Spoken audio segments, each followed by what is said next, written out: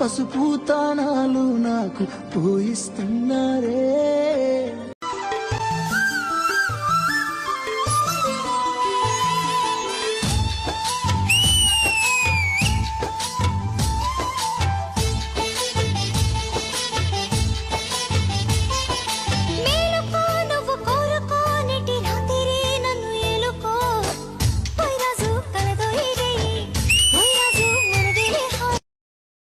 రెమ్మల్లో ముగ్గ నే పూయను పొమ్మంటే గాలి తాకంగా పూచెనులే.